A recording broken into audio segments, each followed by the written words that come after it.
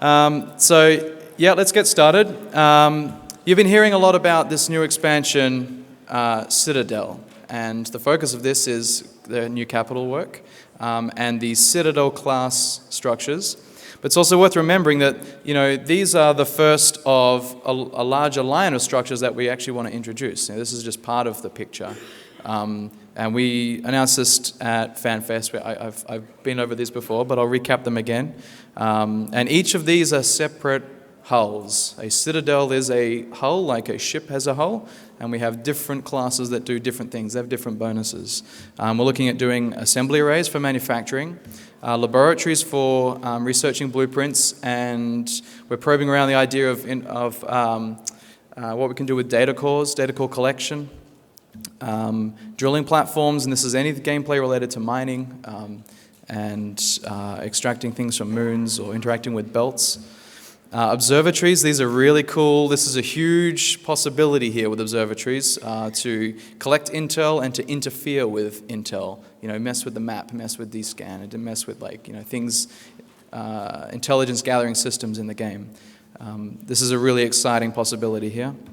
Administration hubs, this is usually for investing in space and not necessarily just for investing in sovereignty space. And we've got some really interesting ideas for this later on. Gates would be similar to jump bridges, basically, for facilitating ship movement in and out of system, or perhaps modifying movement of ships within the system. And then advertisement centers, these are my favorite. Just putting up giant billboards and statues of glorious leader, and then you can shoot at them. They can shoot back too. I'm not sure where the missiles will be coming from, but we'll see what. We'll see what the art department do with them when we get to them. So there's a lot of different classes, and this is going to take a bit of time to get through all of these. The first structure, the Citadel's class, this is it's actually a lot of the common elements of all of these other classes. All of these classes will get hangars and they'll get the tethering and all the other functionality.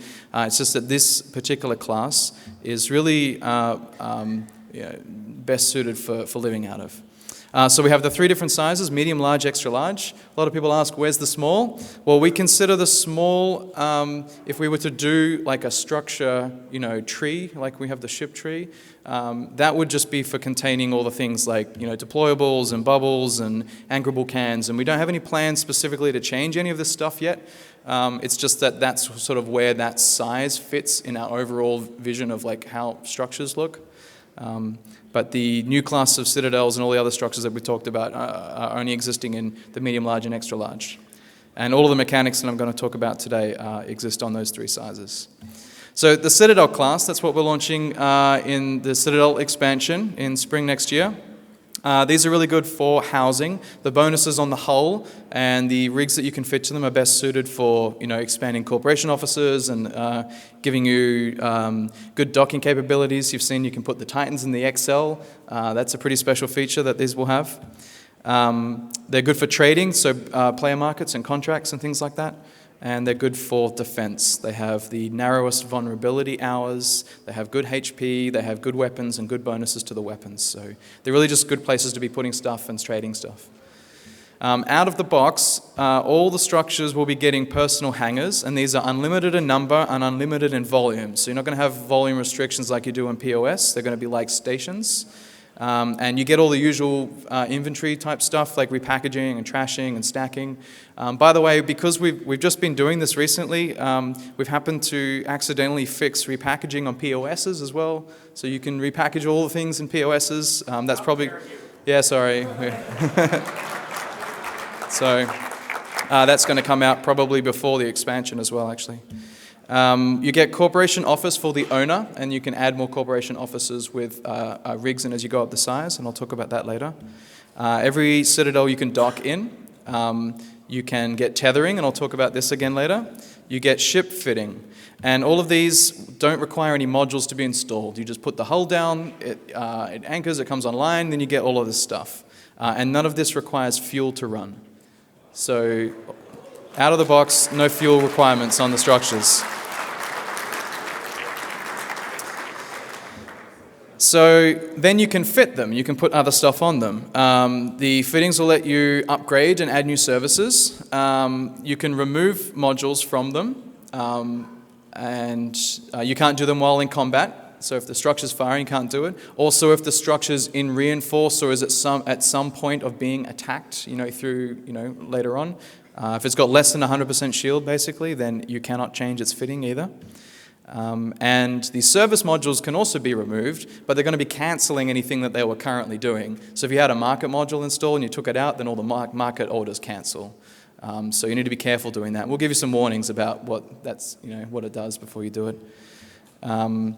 Rigs, like ships, they're destroyed when they're removed, although we will allow you to unanchor the structure and move it and put it back up without destroying the rigs, the same as moving a ship around. Another special thing about rigs on structures, it's not the same as ships. You only get one rig of the same bonus type. So if there's a rig that does, a bonus to sensor dampening or something, you can only fit one that affects sensor dampening. We don't want you to have to install 3, with stacking penalties to get the maximum. We want you to have the maximum just from the one install of the rig, and then you can keep the other 2 slots for doing other things. You have a more diverse fitting. So this is the fitting screen. We're going to change this a little bit. You'll notice the service slots aren't actually here, but we're going to make room to put extra slots on here. But otherwise, it looks the same as a ship. You can spin the structure around in here, and you get, defense information. We have to take away the navigation panel, though, because they don't move. Or maybe we leave it for laughs. It's 0 meters all the time. But it looks the same. It works the same. You open it up with the same shortcuts. Here are the high slot modules. Take this screen. You can tweet this. So we've got the anti-ship launcher, which is for small ships. These are the wrong way around. The flak launcher is for small ships, and the anti-ship is for larger. The AoE torp is for AoE splash damage. Eve used to have this a while back, and we took it out because it does not do well on the server. But we can put this back in on structures because there's only ever one. You can't blob them, so it's going to be fine.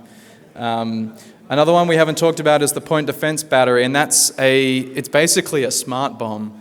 But it looks really cool, and this is just going to be shooting area effect damage, and it doesn't distinguish between friend or foe, but it can be used for clearing drones off really close. The Doomsdays, which we talked about, they're multiple target. They'll bounce around like a chain lightning kind of effect, and we're giving you small and large energy newts. So this is all coming in the Citadel expansion. You get all of these modules that you can fit on the structures. Here's some artwork. This is a model of the missile launchers. These are not turrets, because if you put a turret on a 150-kilometer structure, you can't see it. So the launchers are whole buildings.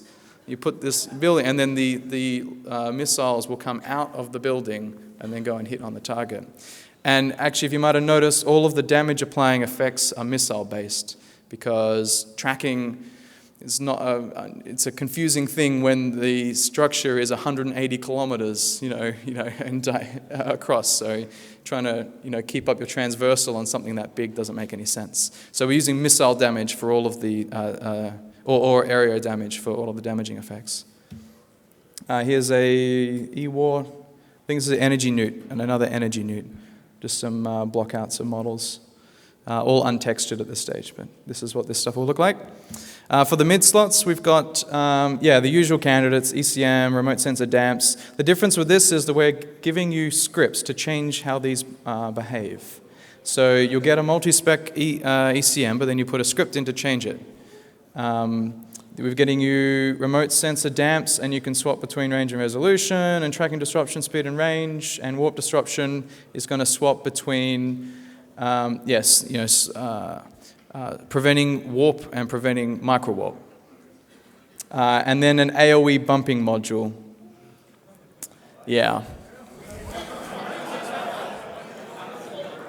We'll give you more details on that later, but that sounds awesome.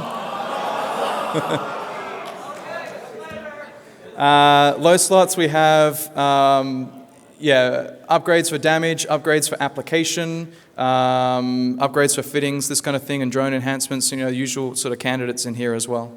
And these are available on all the sizes. Or the modules are the same size for all the size hulls. You don't have like medium, large, and extra large versions of these. They're just the same. And the service modules. So we're shipping 4 in the Citadel expansion. The big one is the market service. So you'll be able to have your own player book market. And we're going to let you have the ability to upgrade how much tax you're paying. And this is going to this will be competitive against NPC tax rates. We're giving you clone services, jump clones and medical clones. We're giving you reprocessing, we're giving you compression. And we're going to add, basically all the other features of EVE Online over the time, once we get to them. These take a bit of time to figure out. But these are the 4 we're picking on the first release. And we'll be adding a lot more service modules for you to fill out the extra slots on the Citadel. The rigs are really interesting. So the rigs vary based on the size. You get medium, large, and extra large ones. The mediums are very specific. So, I can have a missile application or I can have missile projection. And the bonus for those will be, they don't get better as you go up the sizes. So missile application on the large one is not any better than the medium, at least in the case of these particular rigs. For the service rigs, these are similar. You get an office improvement or a clone improvement. These are going to increase the number of corp officers you can allow people to use, or increase, I think we were looking at clone costs as well as the number of clones that can be stored there. We're still figuring some of that detail out. And then the reprocessing efficiency actually works a little different to the rest of the rigs. A medium reprocessing will be a lower percentage than the large and then the extra large. They are actually better as you upgrade in the size. But I'll show you, if you have a look at the large rigs, these start combining some of the bonuses into the same rig. So you'll get missile application and range in the same rig. So it frees up more rig slots to do other things. That's why you'll be paying more for the larger hull. That's why you'll be defending it more often, and that's why you should get more bonuses from the rig that you're investing in. Same thing with the service rigs. They combine the office and clone. You get access to the market at the large size. You can't install player markets on the M, sorry. The large size will have the player market, and the large size has the rig to increase or reduce the transaction taxes. And then the reprocessing efficiency has a higher yield on this rig than the medium. If we go up to the extra large, then again, you just see more rolling up of the different bonuses. So you'll get multiple bonuses in the same rig. And that's why they cost a lot of money. The T1 and the T2s will have, T1 will be a cheaper option with a lower bonus, and the T2 will be the highest bonus that you can get. Same thing with the service rigs. You basically get all the bonuses that you would want from Citadel type services in a single rig, and then you could also throw on the reprocessing to get the highest yields out of any of the reprocessing rigs. This is the medium. This is what it looks like. We showed this yesterday. This also has multiple undock points. You can only put subcaps in these, but they can undock from separate areas, which is pretty cool. They all come out in different spots. You can spin these around and put them where you like. We showed this yesterday as well. This is the fitting. So yeah, you can see these can fit, a certain amount of ECM and a certain amount of weaponry. 5 service slots is quite a lot, but we're keeping in mind that we're going to add more services over time, so you can fill those up with additional functionality as we release them. This is the large. They had a lot of trouble with this one because turns out cap ships are pretty big, particularly some of the vertical supremacy ones. So that's why they look quite funny down there. But yeah, they have multiple undock points for capitals and a separate area for subcapitals undocking as well along the top. They get more high slots and more mediums, and they get more service slots as well, so you can just fit more functionality on these, and you can fit more defenses on these. This guy is awesome. This has separate capital, subcapital, and super cap undocking areas. There's 3 separate undocking areas on this picture. You can see the little, there's little squares here and there where the subcaps come out amongst the capital undocks. This is pretty cool. Yeah, this thing, so people were confused from what I said yesterday. This is 150 kilometers wide, about 150 tall. The targeting range is 250 from the edge of its zero line, but then the zero line of that structure is so large that its reach is just enormous. The total circle that you would surround the structure with where it can target is huge. But from its zero line, from the perspective of somebody piloting this, the zero line to its target is always 250 kilometers. This gets a full rack of hires. You can put like all sorts of stuff in there. You get the full rack of server slots. 8 is the maximum for server slots as well. Yep. Okay, so fuel. Unfitted, as I said, unfitted structures, you put them up, they take up no fuel. They're going to have no upkeep cost to run them. As you start adding service modules, they will consume fuel per hour, and turning them on and off is going to have an initial cost to engage them, so that you're not just like, oh, I need to do some reprocessing, I'll turn it on and do the reprocessing and then turn it off. We want to make sure that it's actually something that you invest in and maintain over time. And we're making a new fuel block for these. And something we've enabled since we did all the curious industry work was we can have multiple blueprints to produce the same fuel block.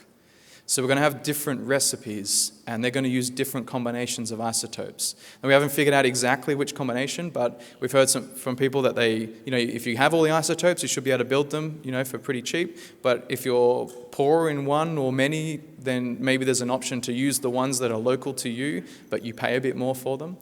So we're going to play around with this. This should be pretty interesting that you can have different blueprint builds for the same thing. Constructing these, you build them just like normal stuff. We're going to give you blueprints, you buy them from NPCs, you can research them and copy them, and you build them in existing POSs or stations. And we have a blog going out about the materials used to construct all of these sometime this week. I'm not going to tell you now because that would be unfair, because you'll all jump on the market and buy all the things you need to buy. So we're going to keep it fair, and there'll be a blog with the exact details about the construction inputs required to build these, but that's coming out this week. It's already set up. And we definitely want your feedback on that, because we've ballparked some of the costs and we ballparked, what's required, and we want to hear from the industry guys about what you think of that.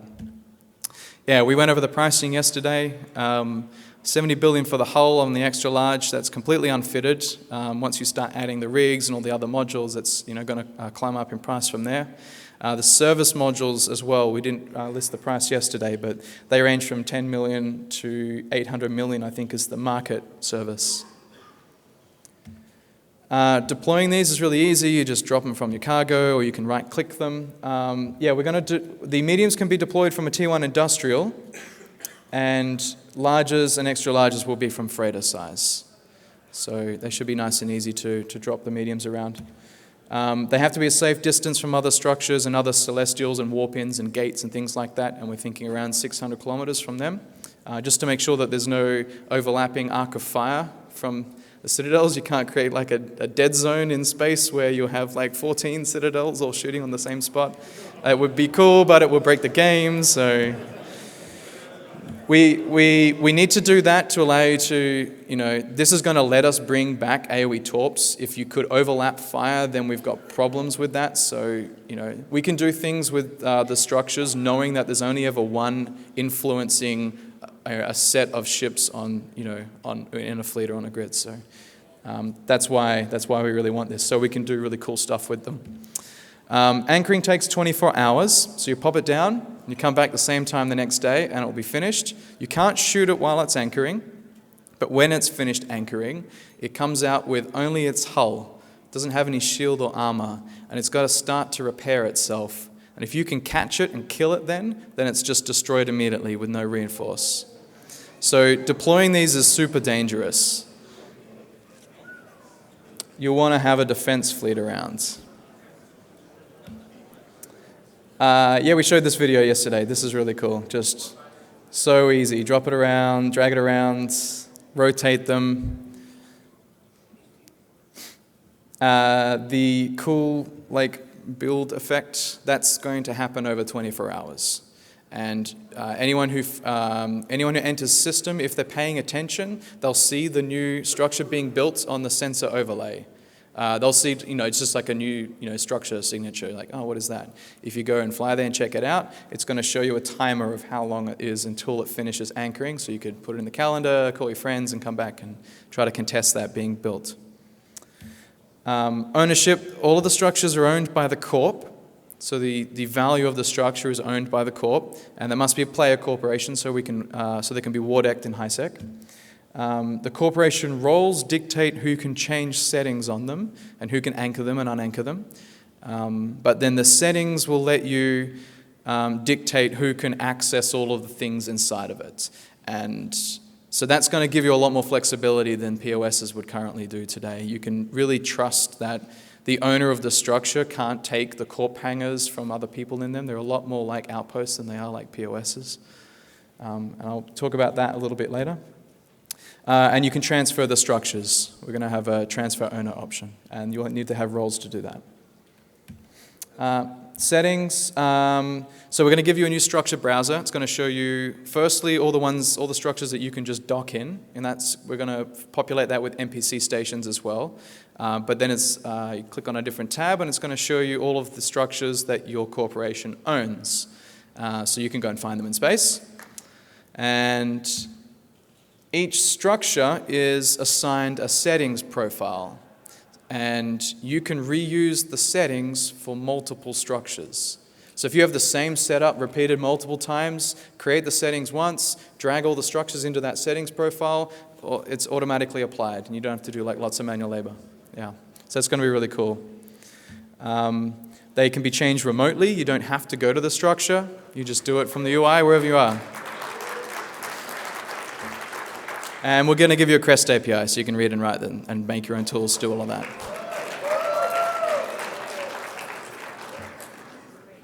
Here's some really early concepts. You can kind of see down the left-hand side, these are the different settings for the different services and stuff you might have fitting and docking. And then on the right, you can see who we're assigning access to and what percentage tax they'll pay for it.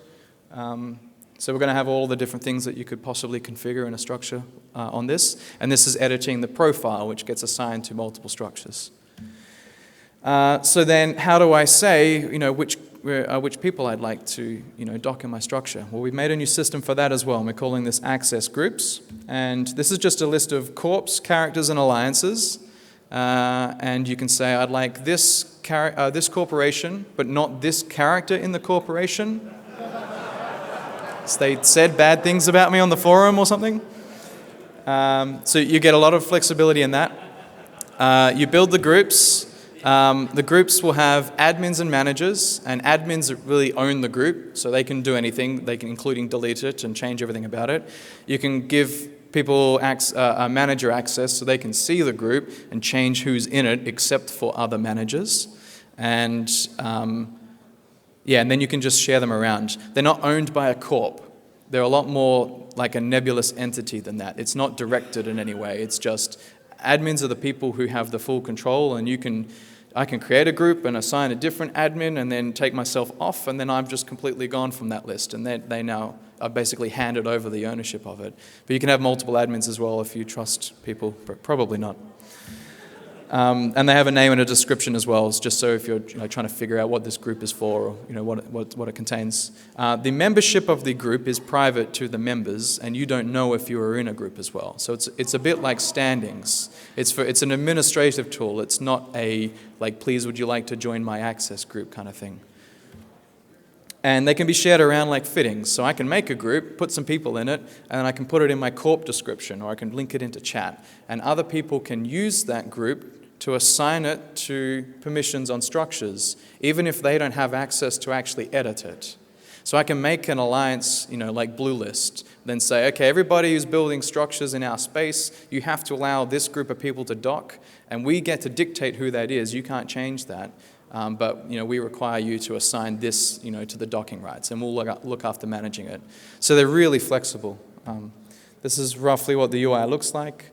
You can see there's an admin and a manager at the top, a list of corps, and then some people down the bottom who are naughty, and we banned them. Cool, so docking. Docking access is specified through the use of groups. And this is including people from outside your corp or your alliance, so you can even just say, I'm going to make a group and say public access, and everyone can dock. Docking will give everyone who can dock a personal hangar, and there are an unlimited number of these, and the owner of the structure cannot access the personal hangar. It is private to that person. So you can make a public structure, and they can trust that they can't have their assets stolen from you. It's restricted by ship size, so capitals in the large and above, supers in the extra large.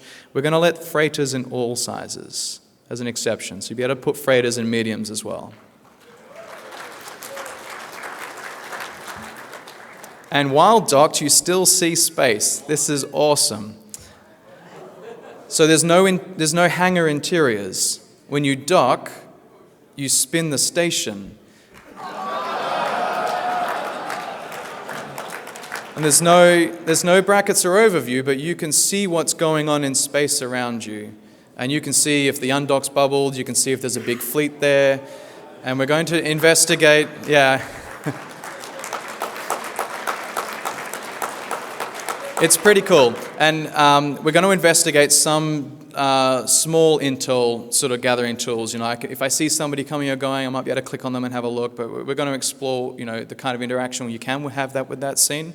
But really, it's a cool, it's almost just like a cool screensaver. You turn the UI off and you can look at the station and see people coming and going and the warp effect. And, space is really pretty and we want to get you close to it. And we think this is a nice middle ground between, sitting in a POS and being docked in a station. It sort of gives you a benefit of being of both. So we think it's really cool. You're going to see this on a test server pretty soon. Here's some concept of us trying to figure out how to put a Titan in a structure. Hey, how does that even work? How does it not look really weird? So we're exploring different shapes and different undocked directions and things like this. We finally settled on a slightly angled undock plane where it'll spit you out and you have a bit of room to sort of maneuver around. So we came up with this and we said, right, now let's build the rest of the structure around this. For the XL Citadel, it's basically a docking bay for a Titan with guns attached to it. So then we proceeded to have a look at some different shapes and different things, and that's how we arrived at the final design, which you've all seen on the key art, and it looks really cool. So undocking, there's multiple undock points. It's randomly selected for now. You're not going to choose. We think we're okay with this because you always undock into a safe tether, so it's not a big deal. And they're reasonably close together. We may in the future allow you to pick, but we're not so worried about that just yet. There's separate capital, subcapital docking spaces, and when you undock, you immediately engage the tethering, so it's extremely safe to just transition from being docked to undocked. You're not going to be able to be pushed out of range or caught on the undock unless you do something silly. This is the large. Again, we're trying to figure out how we fit capital ships inside these, and you can see some cool perspectives. This is just a block out, completely untextured. The XL, again, having a look at the undock areas and where they all fit. These are going to have elevators that go up the side. Although I can't imagine taking an elevator for 150 kilometers. With the shitty music and the... So tethering, this is what we previously called mooring or the invulnerability link. It's now called tethering because that confused a lot of people when we called it mooring. It's not for permanent storage. You don't tether a ship and then log off and it stays there in space. It's not for that. It's supposed to be a safe passage as you come and go and undock and dock. If you log off, you're just going to disappear into space like you would normally do in a POS. It makes you invulnerable, so you cannot be targeted and you cannot take damage. And it will automatically activate. There's no interaction with the tethering. It's just going to happen. If you have docking rights, then it will automatically grab you if you're within range. And you can move around while tethered. So it's not like the invulnerability you get when you undock from a station. You've only got 10 seconds, or if you move, it disengages. You have plenty of time. You've got plenty of room. You can turn around and align and warp out. Here's the video of this, which we showed again yesterday. This is a very early prototype of all the graphics that you'll see today. We have a lot more iteration to do on this. But you'll see it's going to tell you, hey, you're pretty close. We're going to show you some UI of the range until the tethering engages. And then you see it snaps in and engages. And at this point, you're invulnerable and no one can shoot you. We're thinking about trying to show the state of being vulnerable or invulnerable on the overview as well. Probably for normal cases where you would be, undocking as well from normal stations, instead of like control clicking furiously to see to see when they're finally vulnerable again. So we might just show it as a little column or an icon or something on the overview. You can align and warp while tethered unless you're in a warp disruption bubble. So you can't be locked, you can't be scrammed, but if you're in a bubble, you have to reposition out of the bubble. For the XL, it's going to be hard to bubble the tethering area because they're quite large, so you'll have to have a lot of bubbles. But I'm sure someone will do it. Activating a weapons timer will disengage the tethering, and we're also looking at some other things, possibly targeting, definitely gang links, maybe prop mods, that kind of thing. So just making sure that you can't sort of be actively involved in something going on in space while being completely safe. And it will automatically re-engage once all of the conditions sort of reset. So if you don't have a weapons timer anymore, then you can it'll grab you again. Except if you're scrambled or if you have a hic focus point. That's going to prevent tethering. It's also going to prevent docking. And we think this is going to get rid of all the docking shenanigans. So if you undock and you warp away, it's fine. If you decide to aggress somebody, you get a weapons timer and they scram you, you cannot dock again. You will have to get out of their range, you'll have to jam them, you'll have to kill them, and then you can dock again. But until all of that stuff, while you're scrammed, you are on grid until something happens. One of you goes. We've got some extra ideas for tethering. This is very much... Here's a thought. We really need some feedback. We really need to figure some of these questions out. So this is not we are doing this. This is just we're thinking about it.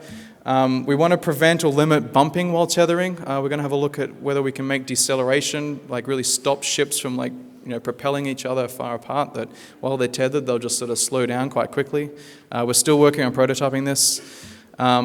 We want to allow potentially that you can sino within range of the tether, but that it'll give you a weapons timer, so you'll have to wait out 60 seconds before you can dock. So you don't have to move within range, but you will be vulnerable for a period of time before you're safely back in the station. One caveat to that is we think we should exclude industrial ships from that so that you can put a jump freighter straight in, but not a combat ship. We want some feedback on this. It's just an idea. We're trying to figure out whether we should allow this or whether we should sino in from range, but definitely give your feedback on this in the forums if you can. And potentially we need to figure out what we're going to do with gang links, what we're going to do with raw core mining links and all this kind of stuff. Should gang links give you a weapons time, or should we just put them as a special exclusion on tethering? These are some of the questions we really need to figure out. So come and talk to me about these ideas. Controlling them, anyone with access can take control, and it looks just like you're flying a ship. You get a ship HUD, an overview, and you can lock stuff with the normal locking. You can activate modules with F1. It's just like flying a ship. You just can't move anywhere. There's no automatic firing of guns. You have to have somebody in the structure to fire the guns, and just one pilot at a time.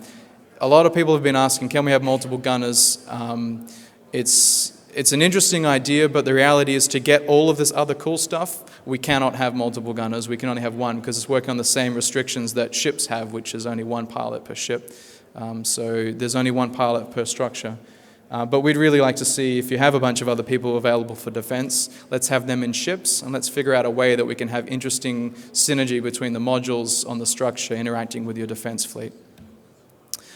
Finding them is pretty interesting. They'll be on the overlay, they'll be on the onboard scanner, they'll be structure sites. You won't see what it is or who owns it, but you can warp there and find out.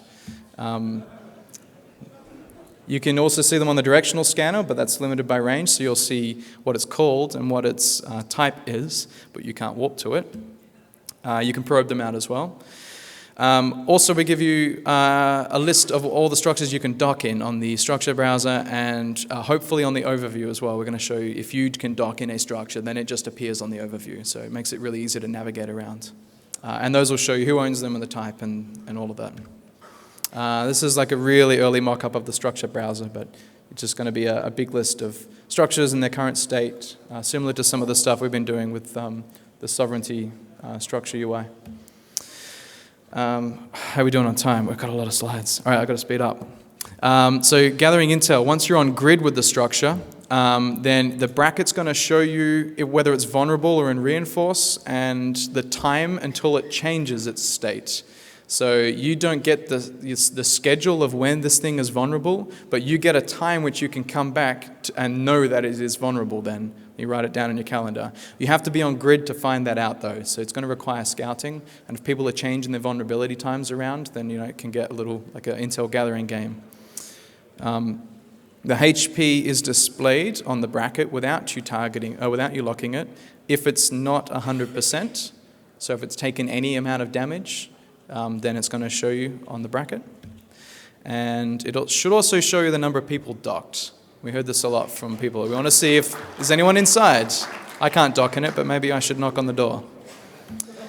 And we're going to let you scan the fittings with a ship scanner so you can see what they've got equipped.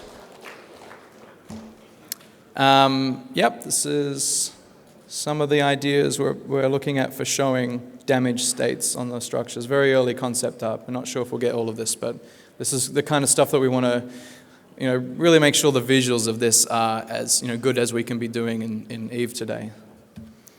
So the vulnerability. The structures are vulnerable for a fixed amount of hours every week, and it's not in a continuous block. It's not like sovereignty either. It's not every day.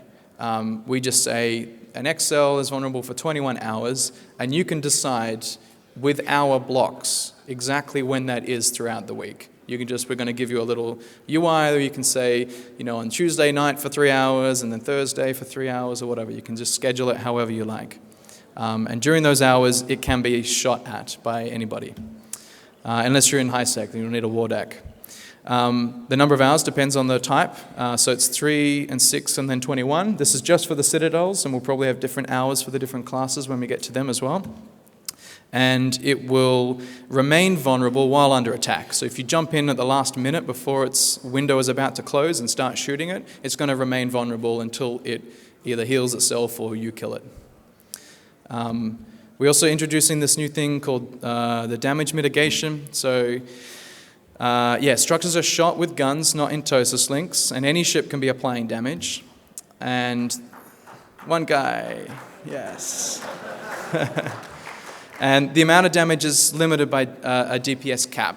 So this is kind of a middle ground between what we wanted with TOSIS links and what we really like about shooting guns, that after a certain amount of damage, it's not any more effective. And this is to really cap it down. We don't want these things to have to escalate all the time to super large fleets. We want the opportunity for small gangs to have small gang fights for smaller structures. The problem with that normally is if you just have low HP, then any big guy can come along and kill it in like 10 seconds. So this allows us to force, regardless of how much damage you have, force the attacker to remain on the field for at least 30 minutes. And that's 30 minutes per shield, armor, and hull. And each of those layers is a reinforce layer. So you shoot all the shields, then it goes into reinforce. Come back, shoot all the armor, goes into reinforce. This is the thresholds, so you can see how much DPS you'll need to apply. So it's 5,000 DPS on a medium, so then the amount of hit points we give it matches 30 minutes of constant shooting at that amount of damage. And up we go. Repairing them, so you don't repair these structures. They repair themselves. They just won't do it under fire.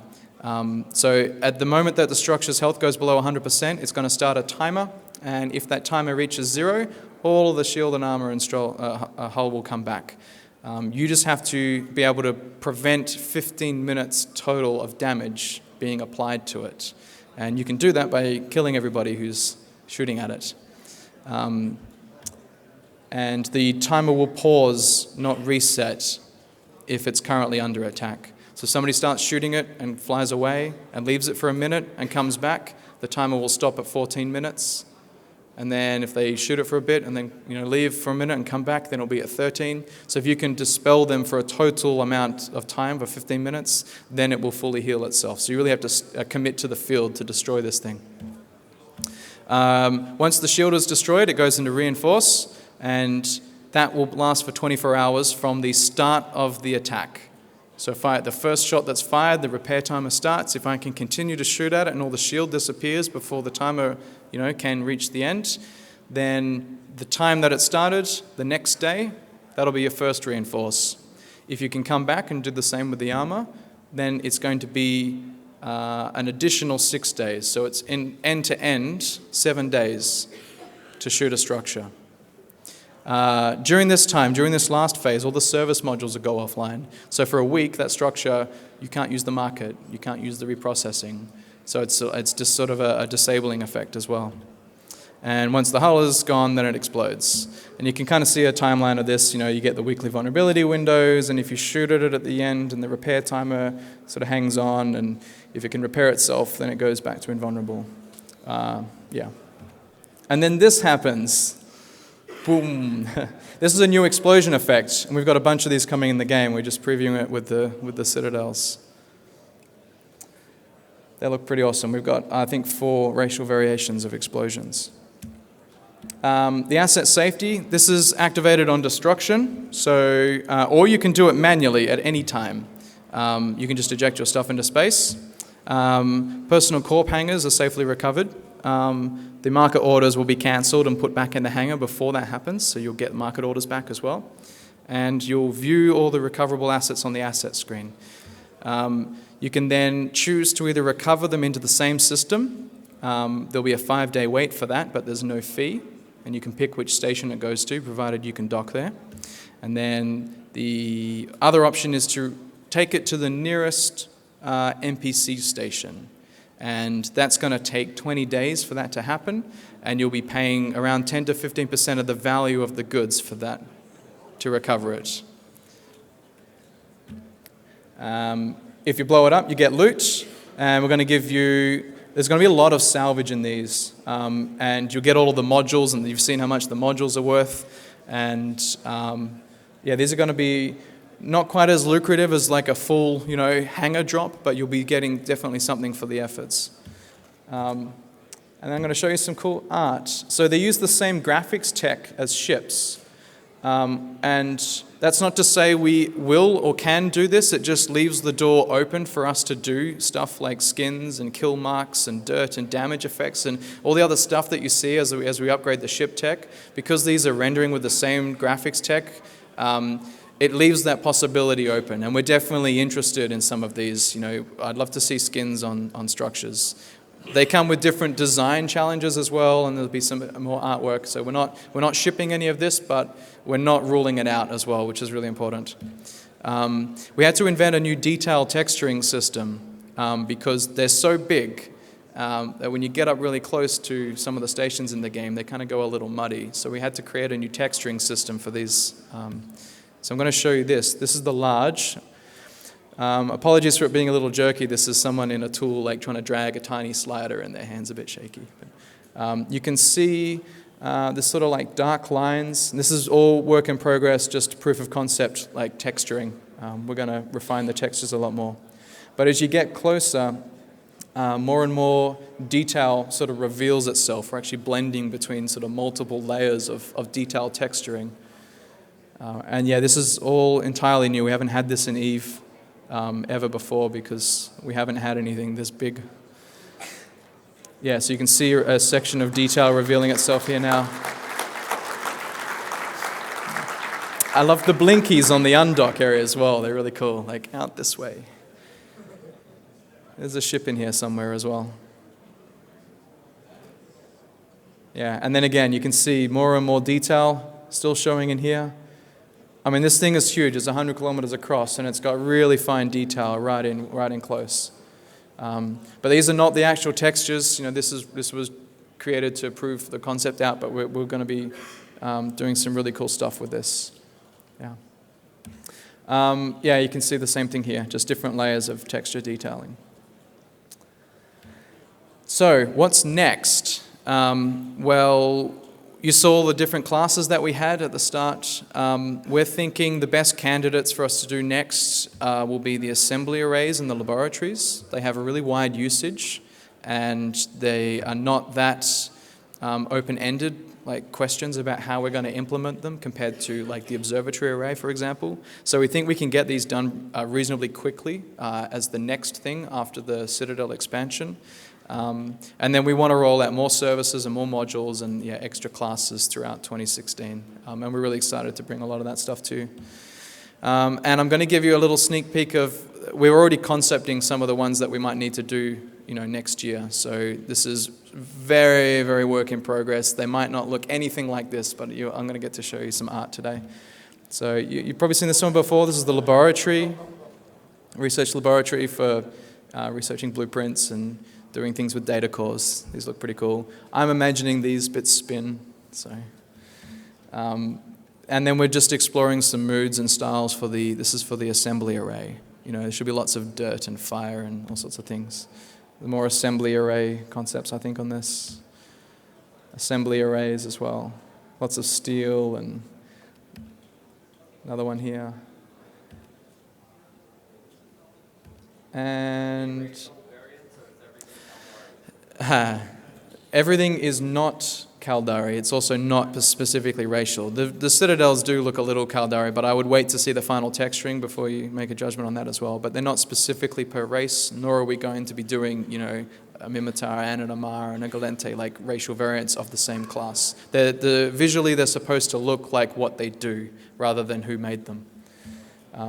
This is some of the stuff for the observatory, satellite-looking things, lots of sensors and antennas and stuff.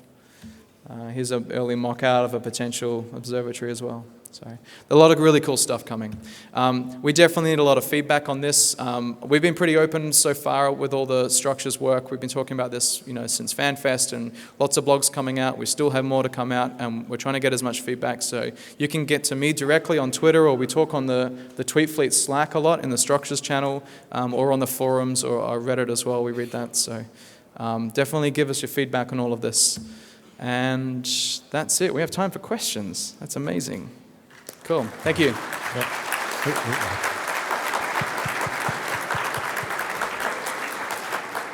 Hello. We don't have much time for questions. Okay. But I'll ask a quick one from Twitch chat. And do Citadel's warp disruption module affect capitals or supercapitals?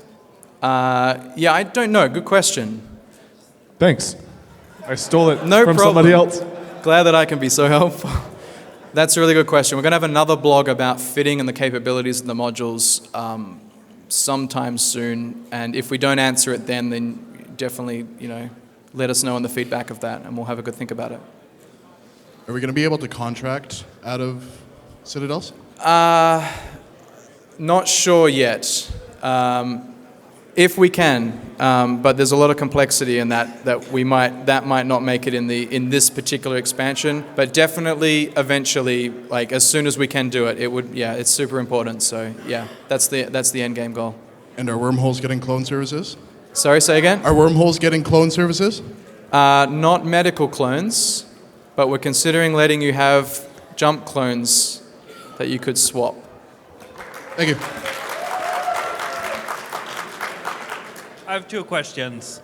Firstly, will C4 residents who build caps in their home have no way of storing them ever because they cannot bring a freighter with a large or an extra large in? I mean, you can build them there. Yeah, but if they undock, they can't go back. Yeah. And passes are phased out. Yeah. You'll be able to bootstrap them in with a medium. So you can tether to stuff you can't dock in. Yeah. You can tether to stuff you can't dock in, so a Titan can tether to a medium.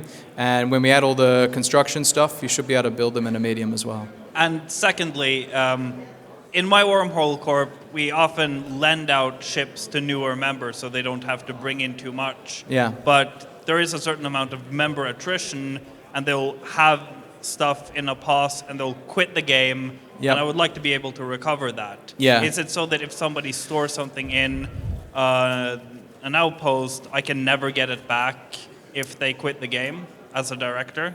Yeah, that's a really good question, and I don't have an answer for you today. But we've been asked that before, and we need to solve that problem somehow. That I want to just steal all my members' stuff. Yeah, so. yeah. Versus that trade-off, there has to be opt-in, I think. But compared to other areas of space, they can just recover it with the asset recovery system. That option's not available in wormhole space, so we'll have to do something else for that. But I don't have an answer for you that today. Okay, but, thank yeah. you.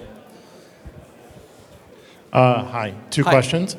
Is there going to be any sort of logging on this? We have a severe deficiency in logging in pauses, and so to find out if people are making changes to stuff or taking control of weaponry, not letting other people use it.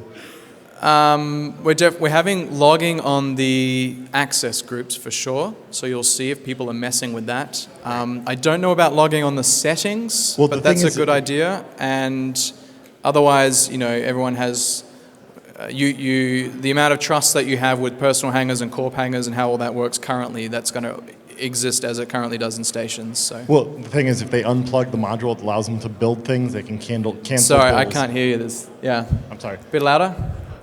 When they cancel builds because they remove the service module, they could cancel builds and Right. do significant economic damage by canceling orders and things like that. Correct, yeah. So there's some level of trust that needs to be placed in the owner for some of those things, yeah. Okay, Yeah. I'd ask if we can get some login on that. Anyway, the other one is, are we going to be allowed to use smart bombs near these things to kill things like bubbles, or we're going to have to use the current mechanic, which is undock a bomber and drop a bomb on it?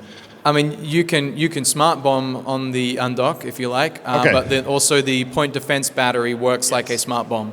Thank you so much. Yeah. So if an alliance leader decides that they don't want you to dock in a station anymore, is there going to be some kind of a delay or warning before you lose easy access to all your stuff? That's a good question. No, probably not a delay, but you can always recover your stuff.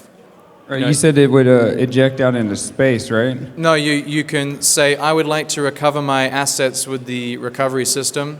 So if you've got another place in that solar system, you can move it there, or you can move it back into low sec, but paying a fee. But yeah, again, similar kind of question. If there is some level of trust that you have to have with the owner in order, the same as current outposts, that they will not screw you over so much. Thank you. All right, I have a question specific to SOV. Can you pretty much drop these anywhere? I know there's a 24-hour timer on it. That we're not 100% sure on. I think there's some elements of this that we want to modify with sovereignty and potentially the ADMs, and anchoring times might be a good candidate for that. So that, if you own the sovereignty, then everybody else can anchor, but it takes quite a long time. So you can contest the anchoring with a good amount of notice. But again, I don't have a specific answer for you on that today. We'll have to, we'll have more details on that before we release. Okay, and then there was, you mentioned like roles and whatnot. It's going to be tied to similar how like POS roles, or is there going to be a separate section for? We might reuse some of them where we don't think it's a big deal that they overlap. Okay. But I think there's room potentially to repurpose or introduce some new roles. But we'll, yeah, Okay. yeah. Thanks. Please. Are we out of time? Last one. Okay. The structure that's really captured my imagination is the observatory array. Yeah. But I haven't heard a lot of details about that No. in anywhere. So I was wondering if you had any insight as to what it's going to do, or nothing today. It's a very exciting one. We know a lot of people are excited about it. So it has a huge spectrum of possibilities there. But no, we're focused on getting this stuff done first. Make sure we get all this right, and then we'll have that discussion about what we want to do with the other classes. Yeah. That's it. Yeah. Cool. Thanks, everyone.